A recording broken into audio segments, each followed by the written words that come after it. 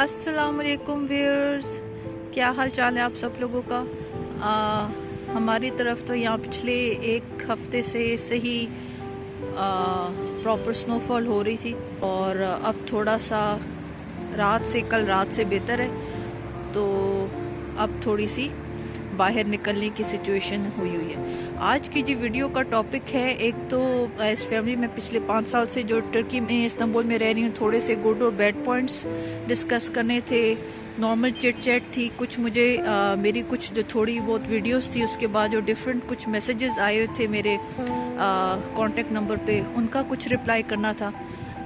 तो चलिए जी, आज की वीडियो स्टार्ट करते हैं। अच्छा जी व्यूअर्स, मैं यहाँ पर अपने जो रेजिडेंस एरिया है उसके पार्क में बैठी हूँ।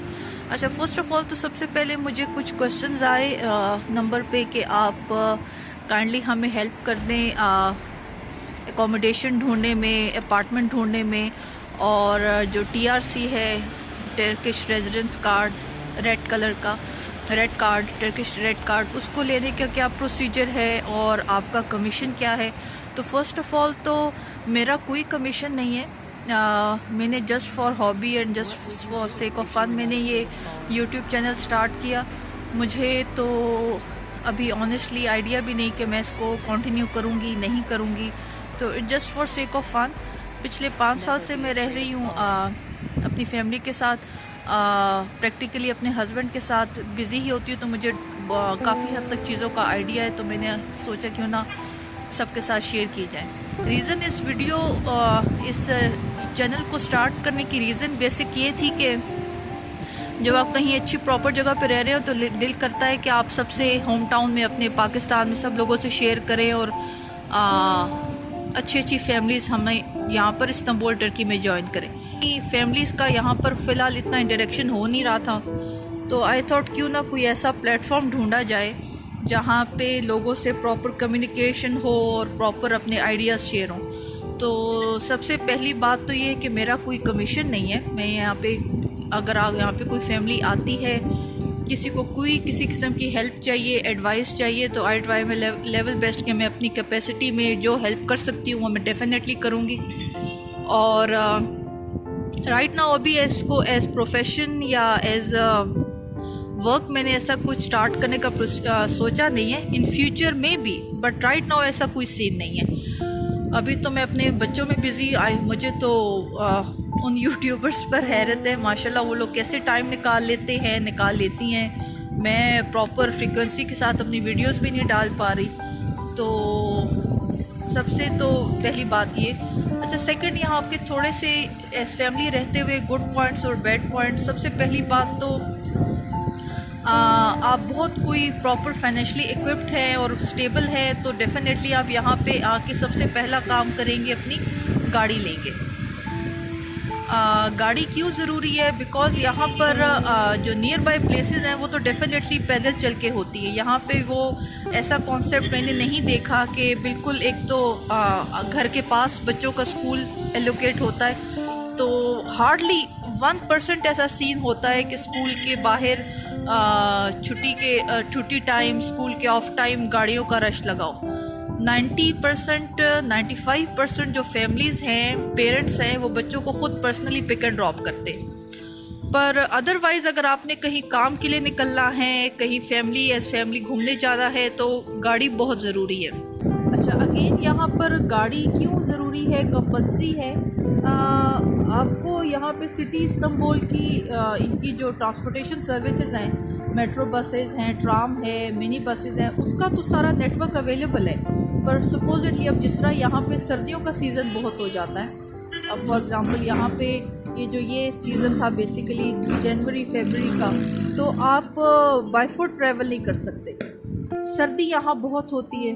पर्सनली मैं वो बंदी जो अक्सर अपने फ्रेंड सर्कल में मेंशन करना कि भी मैं तो सर्दियों की बंदी हूँ। आई लव विंटर्स, मुझे सर्दियों का मौसम बहुत पसंद है। पर समटाइम्स वो सर्दी इतनी ज़्यादा हो जाती है कि बहुत मुश्किल हो जाता मैनेज करना।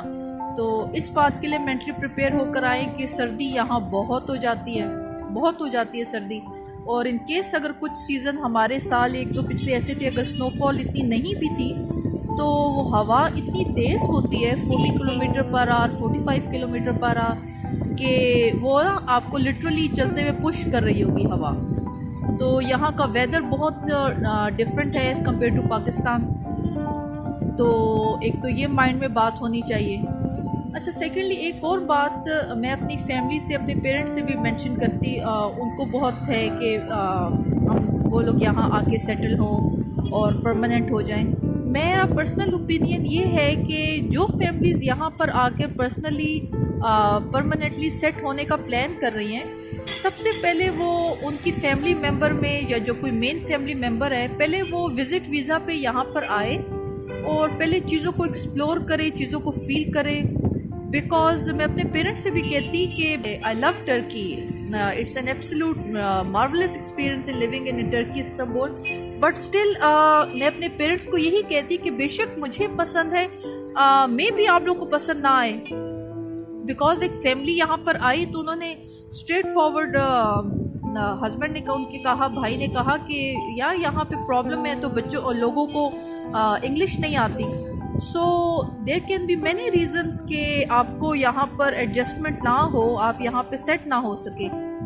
तो मेरा पर्सनल ओपिनियन तो ये है कि जो फैमिलीज़ यहाँ पर परमानेंटली सेटल होने का सोच रही हैं, वो पाकिस्तान से डायरेक्ट कंसल्टेंट या अपना सब कुछ कश्तियाँ जला के यहाँ फ़ौरन ना आ जाएं।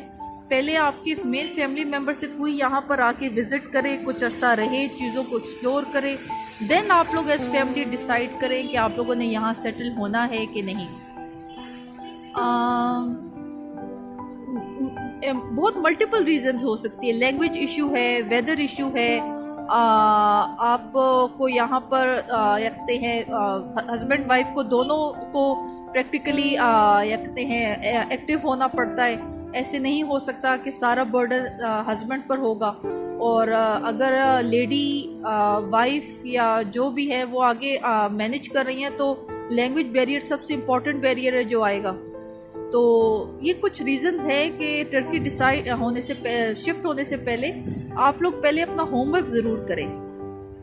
मुझे तो शुरू में मैंने मेंशन किया कि मेरे फैमिली की तरफ से, मेरे ब्रदर इन लॉज और हस्बैंड की तरफ से इन लोग को ऑलरेडी टर्किश आती थी, तो इन लोग के लिए टर्की नई बात नहीं थी।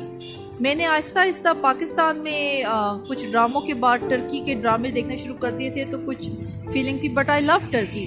आई डोंट नो, कुछ लोग कहते हैं टर्की के बारे में, मैंने कहीं सुना था, कहीं पढ़ा था कि जब आप टर्की जाओ तो यहाँ के आई डोंट नो दरख्तों के नीचे ना बैठो, आपको यहाँ से प्यार हो जाएगा, इश्क हो जाएगा। यहाँ इट्स अ ब्यूटीफुल प्लेस, बहुत खूबसूरत प्यारी जगह है।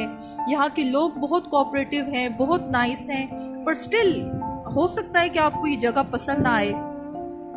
यहाँ पे जो फैमिलीज़ के बच्चे बड़े हैं, स्पेशली बेटियाँ हैं, और अगर पेरेंट्स स्ट्रिक्ट हैं मेरी तरह, तो यहाँ पर एक तो ये बड़ा कल्चर है। एक यूट्यूब पे मैं एक टर्किश लड़की की वीडियो देख रही थी, जिन्होंने टर्किश थी, जिन्होंने मेंशन किया हुआ था कुछ कल्चरल डिफरेंसेस के हमारी तरफ जो वार्डरोब है, जो लड़कियों के कपड़े हैं वो बड़े मॉडर्न हैं, और टर्की में कॉन्सेप्ट फ़र्क है। नहीं, यहाँ ऐसा नहीं है।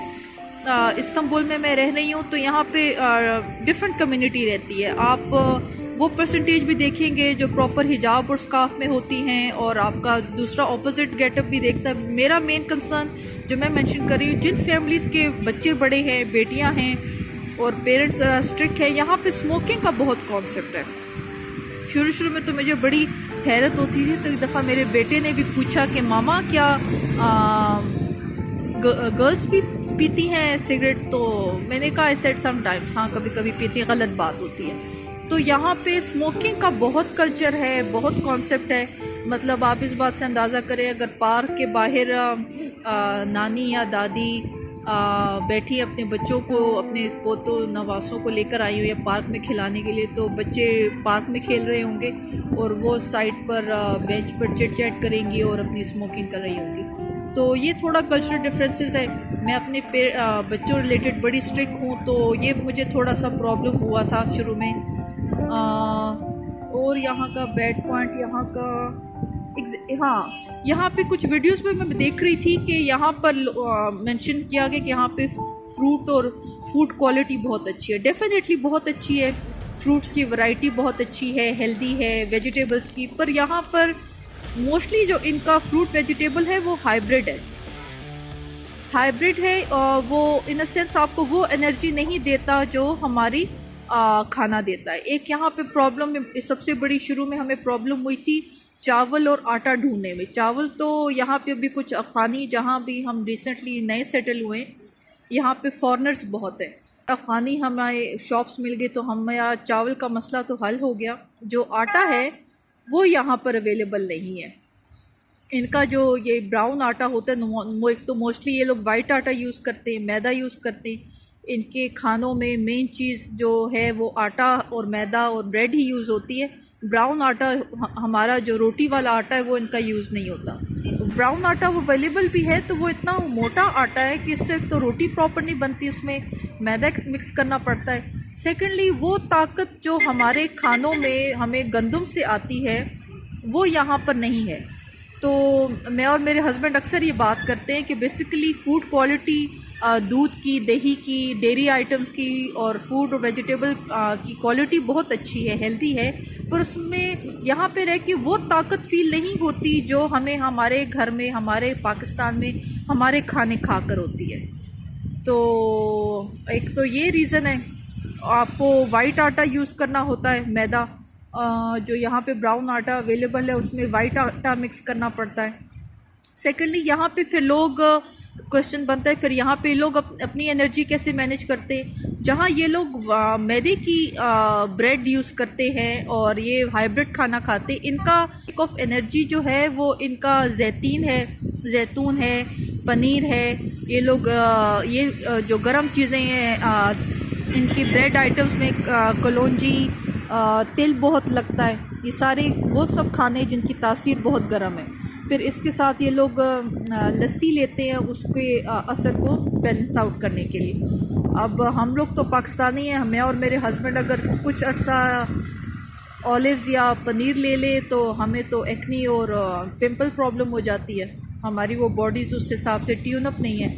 तो ये थोड़ा सा, जहाँ पर फूड क्वालिटी बहुत अच्छी है, वैरायटी बहुत है, पर मोस्टली इनका जो फ्रूट वेजिटेबल आइटम्स हैं वो उस तरह ऑर्गेनिक नहीं है, हाइब्रिड है। तो वो इनटेक ऑफ एनर्जी नहीं मिलती जो हमारे पाकिस्तान में फूड आइटम से मिलती है। जो हमारा बेसिक आइटम है, हमारा गंदम है, वीट है, ब्राउन आटा है, जिससे वो प्रॉपर एक फुलके वाली रोटी बनती है, वो यहाँ अवेलेबल नहीं है। मिलता भी है तो वो बहुत ज़्यादा रेयर कुछ जगहों पे मिलता है और बहुत ज़्यादा कॉस्टली है। यहाँ पर आपको पाकिस्तानी मसाले नहीं मिलते। शुरू की जब मैंने और मेरे बच्चों ने विज़िट वीज़ा लिया, हम यहाँ पर आए तो हमने तो 1 साल का मसालों का स्टॉक लेकर आई थी मैं। यहाँ पर जो नमक तो इनका है, हल्दी ये लोग इतना यूज़ नहीं करते, धनिया पाउडर नहीं मिलता। जो बेसिक हमारे जो मसाले हैं, जो लाल मिर्च है वो इनकी पाउडर मिर्च नहीं होती, जो गोल लाल मिर्च होती है जिसको अक्सर दरला मिर्च भी कहते हैं, वो इनकी स्पाइस यूज़ होता है। ये लोग मोस्टली इनके जो स्पाइसेस हैं, जो मोस्टली यूज़ स्पाइसेस हैं, एक तो ज़ीरा पाउडर है, वो समटाइम्स यूज़ होता है। ब्लैक पेपर बहुत यूज़ करते हैं। जो गोल रेड पेपर है जिसको दरला मिर्च मैंने कहा, वो बहुत यूज़ करते हैं। नमक यूज़ करते हैं। तो जो बेसिक हमारे तो पाकिस्तान में तरफ आप लोग को पता है स्पाइसेस की एक लंबी रेंज है, तो ये वहाँ पर बहुत प्रॉब्लम होती है। स्पेशली लास्ट ईयर जब कोरोना की वजह से हस्बैंड का पाकिस्तान जाना नहीं हुआ, हमारा भी एज फैमिली नहीं हुआ, तो हमारा बिल्कुल स्पाइसेस का स्टॉक बिल्कुल ख़त्म हो चुका था। तो वो फिर अभी हम लोग ने किसी तरह से अरेंज किया करना है इसको दोबारा, पाकिस्तान से हम दोबारा अपना प्रॉपर नेक्स्ट ईयर का अब सोचा प्रॉपर स्टॉक लेकर आएंगे। सेवियाँ, जो बेसिक छोटे छोटे आइटम्स हैं जो मिलने चाहिए वो यहाँ पर अवेलेबल नहीं है। वो बहुत ही ज़्यादा प्रॉब्लम होती है, बहुत ज़्यादा प्रॉब्लम होती है। यहाँ का खाना और यहाँ का टेस्ट बहुत अच्छा है, पर वो थोड़ा सा समटाइम्स आप बोर हो जाते हो, आपको अपना खाना खाने को दिल करता है, अपने स्पाइसेस लेने को दिल करता है। तो एक तो रीज़न ये है। यहाँ पर रहने वाले लोग आपको दो कॉम्बिनेशंस में मिलेंगे। मैंने नोट किया कुछ लोग जहाँ पाकिस्तान का नाम सुन के बहुत एक बिग स्माइल देते हैं, ओह पाकिस्तान। तो एक परसेंटेज आपको वो भी मिलेगी जब आप रहोगे पाकिस्तान, तो वो कहेंगे कि अच्छा आप वो हो ना जो साड़ी पहनते हैं माथे पे डॉट लगाते हैं। वो पाकिस्तान का वो जोग्राफिकल कॉन्सेप्ट इनको नहीं है। यहाँ पर जो इनका केबल नेटवर्क है, जो इनके चैनल्स हैं, एक चैनल पर वहाँ पर इंडियन ड्रामेज इनकी टर्किश लैंग्वेज में डब होके चलते हैं। पुराने जो इनके इंडियन ड्रामे होते थे, हम लोग स्टार प्लस के दैट समथिंग उतरन और कुछ एक दो ड्रामे हैं जो टर्किश लैंग्वेज में डब होके चलते। तो यहाँ की औरतें, यहाँ की फैमिलीज़, यहाँ के जो एक सर्कल है वो ड्रामों को बहुत शौक़ से देखता है। उनके नज़दीक पाकिस्तान वो है जो उन ड्रामों में दिखाया जाता है। यहाँ पे मैं पर्सनली आई डोंट नो मेरी वीडियोस ये वीडियो कहाँ तक पहुँचेगी नहीं पहुँचेगी। यहाँ पर हमारी गवर्नमेंट को या यहाँ पे जो हमारे स्पोक्स पर्सन है पाकिस्तान गवर्नमेंट से, उन लोगों को थोड़ा सोचना चाहिए कि जहाँ पे टर्किश ड्रामे पाकिस्तान में इतने चलते हैं, तो ये भी होना चाहिए कि हमारे जो पाकिस्तानी ड्रामे हैं इतने, हमारी अच्छी एक प्रॉपर एक लिस्ट है प्रॉपर ड्रामों की, हिट ड्रामों की, वो यहाँ पर इस्तांबुल में टर्की में चैनल्स पे चलने चाहिए टर्किश डबिंग के साथ। बेशक यहाँ पे लोगों को पाकिस्तान का एक परसेंटेज वो भी है जिनको बिल्कुल कोई आइडिया नहीं है कि पाकिस्तान क्या है। मतलब दे थॉट दैट पाकिस्तान वो है जो वो उन इंडियन ड्रामों में देखते हैं, जो साड़ी पहनते हैं और माथे पे डॉट लगाते हैं। तो फिर मुझे एक्सप्लेन करना पड़ता, फिर वो अगला सवाल करते हैं क्यों पाकिस्तान बहुत पुअर कंट्री है, आप यहाँ पे क्यों आए, यहाँ पे क्यों रह रहे हैं। अपनी इनकी डिफरेंट एक रिजर्वेशन और डिफरेंट एक थॉट प्रोसेस है। वो आधी कम्युनिटी जो पाकिस्तान को बड़े अच्छे तरीके से जानती है और पाकिस्तान का नाम सुन के बड़ी एक स्माइल देती है, एक वो लोग भी आपको परसेंटेज यहाँ पे मिलेगी जो पाकिस्तान को इंडिया के साथ कंफ्यूज करते हैं। तो यहाँ पे मेरा मैसेज हमारे पाकिस्तानी गवर्नमेंट को और यहाँ के जो पाकिस्तान टर्की के जो रिप्रेजेंटेटिव्स हैं, उन लोगों को कुछ सोचना चाहिए कि जो हमारे पाकिस्तानी ड्रामे हैं वो यहाँ पर टर्किश डबिंग में ज़रूर चलने चाहिए। जहाँ हम टर्किश ड्रामे हम पाकिस्तान में इतने शौक़ से देखते हैं, तो इन लोगों को हमारे पाकिस्तान और हमारे कल्चर के बारे में ज़रूर पता होना चाहिए। फिर टर्की में इस्तांबुल में रहने के जो गुड पॉइंट्स मुझे फ़ील हुए, एक तो यहाँ पर मुझे कुछ मेरे व्हाट्सएप मैसेजेस पे कुछ मैसेजेस आए कि मैं एसन यूर्थ में रहती हूँ, कि यहाँ पर हमने सुना है कि सेफ़ नहीं है, यहाँ पे डकैती वगैरह बहुत होती है। ऐसा बिल्कुल भी नहीं है, किसी ने आप लोगों को मिसगाइड किया है। इस्तांबुल इटसेल्फ प्रॉपर पूरा सेफ़ सिक्योर एरिया है, प्रॉपर इसकी अपनी सिक्योरिटी होती है बल्दिया की। मैं कुछ टाइम मेरे हस्बैंड जब आउट ऑफ कंट्री होते हैं, पाकिस्तान दुबई में होते हैं, तो मैं अपने बच्चों के साथ यहाँ पर अकेली होती हूँ। मुझे कभी भी ऐसी कोई प्रॉब्लम नहीं हुई कि खुदा न खास्ता ऐसा कोई प्रॉब्लम फेस करना पड़ा हो। अल्हम्दुलिल्लाह, अल्लाह का शुक्र। तो ये जो हमारा एरिया है एसन यूर्थ बल्दिया, यहाँ से अब 15 फरवरी के बाद से जो TRC एप्लीकेशंस हैं वो बंद कर दी हैं। बल्कि हमारी दो फैमिलीज से, एक तो मेरे हस्बैंड की फैमिली फ्रेंड्स थे, वो 15 फरवरी से पहले आए थे, तो उनको तो एडवांटेज हो गया, उनकी एप्लीकेशंस फाइल हो गई। एक रिसेंटली मेरी यहाँ पर एक फैमिली से मुलाकात हो रही थी, वो पाकिस्तान से पेशावर से आए थे, 15 फरवरी के बाद आए, तो फिर उन्होंने कोई और एरिया चूज़ किया, उनको बड़ी प्रॉब्लम हुई। तो रीज़न बस यही कि यहाँ पे जो फॉरेनर्स हैं वो लिमिट से एक्सीड कर गए हैं। यहाँ पर हमारे एरिया में फॉरेनर्स एक तो अरबी बहुत हैं, सऊदीया से, जद्दा से, अफ्रीकन्स बहुत हैं, रशियन जर्मन्स बहुत हैं। मेन रीज़न टर्की को, इस्तांबुल को चूज़ करने की, यहाँ पे रहने की, यहाँ के पॉजिटिव जो गुड पॉइंट्स हैं, यहाँ पे स्टैंडर्ड ऑफ लिविंग, बच्चों की एजुकेशन जो उसका स्टैंडर्ड है, जो मेडिकल फैसिलिटी है, और ओवरऑल जो एक सेफ्टी सिक्योरिटी होती है जो बहुत मैटर करती है, वो यहाँ पर सारे गुड पॉइंट्स अवेलेबल हैं। इस हद तक कि यहाँ पे लोगों को एक दूसरे के राइट्स का पता है। एक इंसिडेंट मैं शेयर करती हूँ। मैं नॉर्मल जो लोकल बस है उस पे मैं ट्रैवल कर रही थी, तो एक फॉरेनर लड़का था, आई थिंक सो वो अरबी होगा। तो वो बस पे चढ़ा तो उसके जो मेट्रो कार्ड था उसमें चेंज नहीं था। तो बस ड्राइवर ने उसको कहा मैं नेक्स्ट स्टॉप पे बस रोकूंगा तो आप वहाँ से चेंज करवा लो। अच्छा, उसने नेक्स्ट स्टॉप पे बस रोकी, वही फॉरेनर लड़का नीचे उतरा अपना मेट्रो कार्ड टॉप अप करवाने के लिए। तो पीछे से ट्रैफिक का इतना रश हो गया कि ड्राइवर को मजबूरन बस चलानी पड़ी। उसकी खासली बस चलाने पर एक लड़की ने बहुत रिएक्ट किया, हालांकि वो टर्किश थी। उसने कहा है कि तुमने क्यों बस चलाई, हालांकि तुमने खुद उस लड़के को कहा था कि क्रेडिट ले लो। ड्राइवर ने कहा कि मैं मजबूरी थी। उस बात पे सब पैसेंजर्स इतने नाराज़ हुए उस ड्राइवर पर, और वो लड़की तो गुस्से में उतर गई, और नीचे हर बैक पीछे बस पे सब कंप्लेंट नंबर्स लिखे होते। और मीनवाइल उसने आई थिंक सो उसी टाइम ऑनलाइन कॉल की बस नंबर को बताकर, और हमारे सामने ही ड्राइवर को कॉल आई, और वो जो एक जस्टिफिकेशन दे रहा था फॉल्ट ड्राइवर का नहीं था, पर उसने वही के एक बस पैसेंजर को छोड़कर ड्राइवर निकल पड़ा। सो एक इस छोटे से इंसिडेंट को शेयर करने की रीज़न, यहाँ पे लोगों को उनके राइट्स का पता है, रिस्पेक्ट बहुत है। जो एक चीज़ होती है ना, अखलाकियात। आप बस में ट्रैवल कर रहे हैं तो जो एजेड लोग होते हैं उन लोगों को प्रायोरिटी पे आपने जगह देनी है।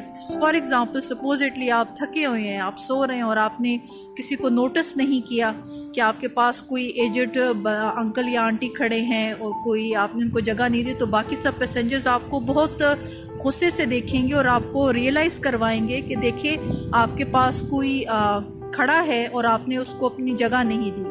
सो एक as a matter of fact जो एक लाइफस्टाइल है, हम अपने बच्चों के लिए जो एक स्टैंडर्ड ऑफ लिविंग चाहते हैं, एक सोच चाहते हैं कि बच्चों को इस तरह के माहौल में, एक इन्वायरमेंट में बड़ा होना चाहिए, तो वो सब ऑप्शंस यहाँ पे अवेलेबल है। यहाँ के लोगों का चीज़ों को एक सेंसिटिव होने का, ख्याल रखने का इस हद तक है कि लोग यहाँ पे पेट्स को बहुत पसंद करते हैं। इवन जो लोकल स्ट्रे डॉग्स होते हैं, बल्दिया ने उनको क्लिप ऑन किया होता है, मतलब वो तंग तो नहीं करते, पर अदरवाइज सपोजिटली मैंने कितनी दफ़ा नोट किया ग्रॉसरी करते हुए कि अगर ग्रॉसरी स्टोर के बाहर कोई कुत्ता मौजूद है और किसी आंटी ने, किसी ने देखा कि वो बेचारा भूखा है, तो जो सॉसेजेस होते हैं उस आंटी ने अपने शॉपर में से निकाला, सॉसेजेस का रैपर खोला और उसको उसी टाइम कुत्ते को खाना दे दिया। तो ये छोटी छोटी एग्जांपल्स बहुत मैटर करती हैं। जो पेट स्ट्रे डॉग्स होते हैं रोड्स पर, उनके लिए पानी पीने का, खाने पीने का एक अलग सा एक कॉर्नर होता है, उसको लिखा। मतलब ये चीज़ें जो फॉरेन में, यूके में और बाकी अमेरिका में रह रहे हैं उनके लिए तो ये बातें बड़ी नॉर्मल सी हैं, पर मैं उस ऑडियंस को एड्रेस कर रही हूँ जो पाकिस्तान में रह रही है और पाकिस्तान से सोचती है यहाँ मूव होने के लिए। तो ये बड़े एक पॉजिटिव गुड पॉइंट्स है। डेफिनेटली एक जगह से दूसरी जगह होने में, शिफ्ट होने में चैलेंजेस तो डेफिनेटली बहुत आते हैं। वो जो शुरू में मैंने एक बैड पॉइंट्स की कैटेगरी मेंशन की, उसमें वो बैड पॉइंट्स इतने नहीं हैं जितने चैलेंजेस ज़्यादा हैं। तो ओवरऑल ये हमारा मेरा एक्सपीरियंस फैमिली के साथ 5 साल का। ओवरऑल आप लैंग्वेज सीख लेते हैं, उस पर आपको अबूर हो जाता है, तो वो फिर सारी प्रॉब्लम्स तो वैसे ही सॉल्व हो जाती है। लोग बहुत केयरिंग हैं, बहुत ज़्यादा हेल्पफुल हैं। कभी भी ऐसे नहीं हुआ कि मेरे हस्बैंड यहाँ हैं भी नहीं हैं और मैं बच्चों के साथ अकेले ट्रैवल कर रही हूँ और मुझे कभी कोई प्रॉब्लम हुई हो। तो ये एक ओवरऑल मैं एक्सपीरियंस शेयर करना चाहती थी, बिकॉज कपल ऑफ क्वेश्चंस आ रहे थे कि हम लोग यहाँ शिफ्ट होने का सोच रहे। इंडिया से बहुत ज़्यादा मुस्लिम फैमिलीज़ हैं, उनके कॉन्टेक्ट्स थे कि काइंडली हमें हेल्प करें। तो ये मैं शेयर करने से पहले मैं थोड़ा सा एक ओवरऑल एक व्यू देना चाहती थी, यहाँ पर लाइफस्टाइल कैसा है, कैसे वक्त गुजर रहा है ओवरऑल। बस ये मौसम के लिहाज से ये साल तो काफ़ी ज़्यादा सर्द हो गया। तो ये बस ये आज की मेरी ओवरऑल वीडियो थी। इस बारे में मैंने ये एक्सपीरियंस शेयर करना था, एक चिट चैट वीडियो थी। तो आई होप आप लोगों को पसंद आई होगी। हमारी तरफ सर्दी या अच्छी खासी यहाँ पर मैंने बात मेंशन किया पिछले एक हफ्ते से। अच्छा, यहाँ पर जो सिवियर वेदर होता है इस तरह का, उससे बचने के तरीके दो हैं। हम पिछले 5 साल से जो यहाँ पे इस्तांबुल में टर्की में रह रहे, उसका एक जो मैं और मेरे हस्बैंड बहुत ज़्यादा यूज़ करते, एक तो टिप है जो आप लोग चीज़ से बड़ा फेमिलियर, एक जोहर जोशांदा जो पाकिस्तान में अंडर एस्टिमेटेड है बहुत ज़्यादा। ट्रस्ट मी, हम लोग को यहाँ पर हम बाहर ठंडे वेदर में निकल जाएं, हम प्रॉपर अगर कवर्ड ना हो गलती से और ठंडी हवा लग जाए, घर आके हम सिंपल हस्बैंड तो चाय में ले लेते हैं, एक जोर जोशांदे का कप ले लें तो ट्रस्ट मी आपका जो तबीयत है वो बिल्कुल सही हो जाती है। एक और चीज़ है यहाँ पर, उसको कहते हैं पाक मेज़। उसको ये लोग कहते हैं अंगूरों का शरबत है, अंगूरों का जूस है, उसको टर्किश में कहते हैं पाक मेज़। बचपन में मुझे अच्छे से याद है, मेरे पेरेंट्स सर्दी के मौसम में अक्सर हम लोग लेते थे शरबत शहतूत का शरबत होता था। इसका टेस्ट उससे बहुत ज़्यादा रिजेंबल करता है, तो वो बहुत ज़्यादा गर्म होता है। मेरी टर्किश फ्रेंड थी, उसने कहा कि सुबह नाश्ते के टाइम सिर्फ 1 टेबल स्पून आप बच्चों को दे दो तो बच्चों को सर्दी नहीं लगती। तो ये 2 चीज़ें, एक जोहर जोशांदा और एक पाकमेज़, इंग्लिश में इसको कहते हैं ग्रेप्स मोलेसिस, और इसका टेस्ट रिजेंबल बहुत ज़्यादा करता है शरबत शहतूत से। तो ये 2 चीज़ें हैं जो सर्दी से बहुत ज़्यादा यहाँ पे बचाती हैं, प्रोटेक्ट करती हैं। तो आज की ये वीडियो थी, थोड़े से कुछ चीज़ें इकट्ठी हुई थी, कुछ क्वेश्चन आंसर्स थे, और मुझे कुछ माइंड में था कि मैं एक ओवरऑल व्यू दे दूं कि सब गुड नहीं, कुछ प्रॉब्लम्स भी आती हैं, कुछ डिफ़िकल्टीज़ भी होती हैं, चलना बहुत पड़ता है। अगर आपके पास गाड़ी नहीं है, सड़कें उतराइयों चढ़ाइयों वाली हैं, तो आपके मसल्स प्रॉपर यूज़ होते हैं। और अगर सर्दी का मौसम में आप आए हैं तो वो ठंडी हवा में चलना, उसको बर्दाश्त करना बड़ी एक हिम्मत की बात है। तो एज फैमिली मैं यही सब लोगों को सजेस्ट करूँगी कि ये डिसीजन बिल्कुल भी ना लें कि आप एज फैमिली बिल्कुल पहले इंस्टेंस पे आके यहाँ पर एयरपोर्ट पे लैंड करें। आपकी फैमिली मेम्बर में से कोई एक यहाँ पर आए, चीज़ों को डिस्कवर करे, एक्सप्लोर करे, यहाँ पे अपना होमवर्क कंप्लीट करे, देन आप लोग अपने बीवी बच्चों को बुलाएं। बिकॉज एज फैमिली फिर एक नई सिचुएशन को हैंडल करना बड़ा मुश्किल हो जाता है। मोस्ट इम्पॉर्टेंट अगेन मैं रिपीट कर रही हूँ, लैंग्वेज, वेदर। तो ये आज की मेरी वीडियो थी। अच्छा जी व्यूअर्स, मैं यहाँ से अब निकलती हूँ ग्रॉसरी के लिए। आप लोगों को वीडियो पसंद आई हो, प्लीज़ डू शेयर, सब्सक्राइब, अपनी फैमिली और फ्रेंड्स के साथ ज़रूर शेयर करें। और thank you so much for watching. See you all in my next video. अल्लाह हाफिज़।